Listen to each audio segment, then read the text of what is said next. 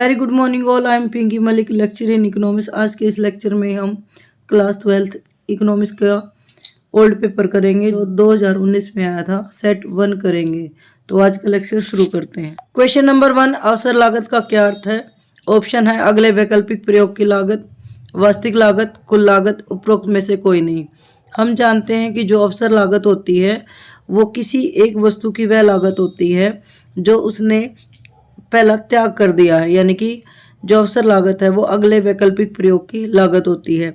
यदि हम अगर एक्स वस्तु का उत्पादन करना चाहते हैं तो जो वाई वस्तु के उत्पादन में जो कमी आई है, यानी कि वाई वस्तु का हमने जो त्याग किया है वो अवसर लागत कहलाती है।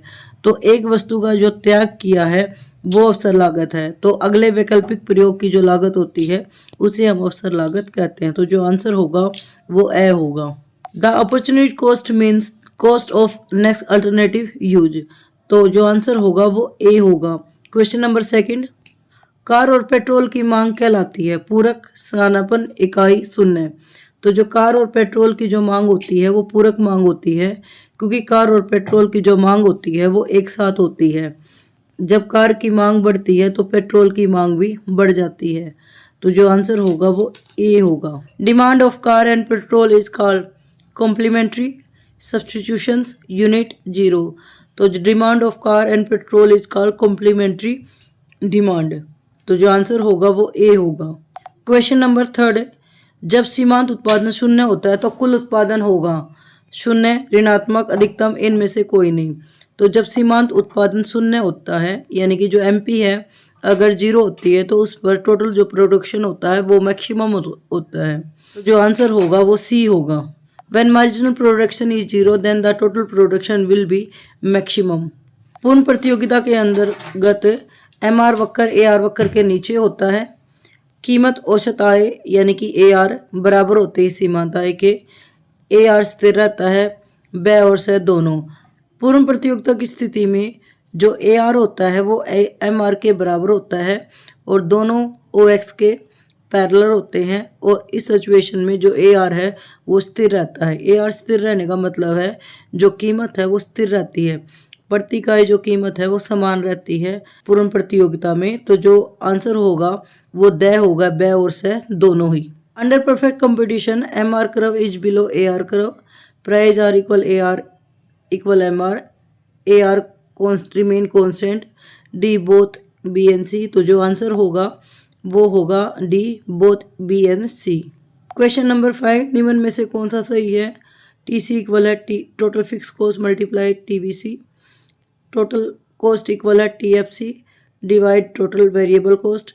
टी सी इक्वल है टोटल फिक्स कॉस्ट यानी कि T F C plus T V C, total cost equal है total fix cost minus total variable cost. तो जो सही आंसर होता है जो टोटल कॉस्ट होती है वो जोड़ होती है टोटल फिक्स कॉस्ट का और टोटल वेरिएबल कॉस्ट का, यानी कि जो कुल लागत है वो बंधी हुई लागत और परिवर्तनशील लागत का जोड़ होता है। तो जो ऑप्शन सी होगा वो सही होगा। क्वेश्चन नंबर 6, भारतीय रिजर्व बैंक यानी कि आरबीआई की स्थापना किस वर्ष हुई थी?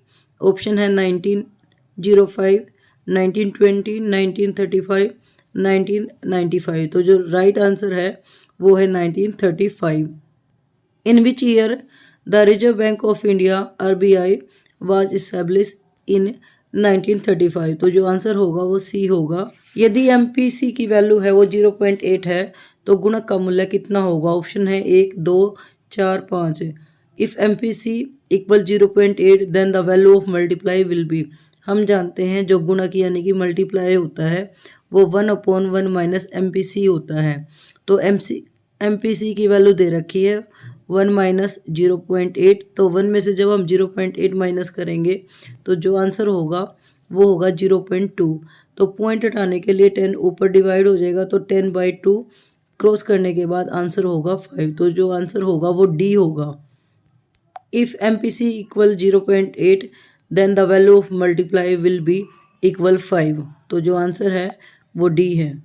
Next question, true and false है। ग्रिफिन वस्तुओं पर मांग का नियम लागू होता है, ये फॉल्स है। ग्रिफिन वस्तुएं मांग के नियम का अपवाद होती हैं, ग्रिफिन वस्तुओं पर मांग का नियम लागू नहीं होता। क्वेश्चन नंबर 9, दो तटस्थ वक्र एक दूसरे को काट सकते हैं, ये भी रोंग है। दो इंडिफरेंस करो कभी भी एक दूसरे को कट नहीं करते, वो या तो एक दूसरे के पैरेलल होते हैं या ऊपर होते हैं या नीचे, मतलब पैरेलल नहीं भी होंगे तो वो एक दूसरे को क्रॉस नहीं करेंगे। क्वेश्चन नंबर 10, घटते प्रतिफल का नियम कृषि पर लागू होता है, बिल्कुल सही है। Law of variable return is applicable on agriculture, ये सही है। एकाधिकार में कीमत सीमांत लागत के समान होती है, ये गलत है। जो कीमत है सीमांत लागत के समान पूर्ण प्रतियोगिता में होती है। Under monopoly price is not equal to marginal cost, जो यहाँ आंसर होगा ये फॉल्स होगा। क्वेश्चन नंबर 12, पूर्ति स्टॉक से अधिक हो सकती है, ये बिल्कुल रॉन्ग है। पूर्ति कभी भी स्टॉक से अधिक नहीं हो सकती, स्टॉक पूर्ति से अधिक हो सकता है, तो जो ये आंसर होगा फॉल्स होगा। क्वेश्चन नंबर 13, औसत आय वक्र मांग वक्र भी कहलाता है। AR curve is also called demand curve, ये बिल्कुल सही है।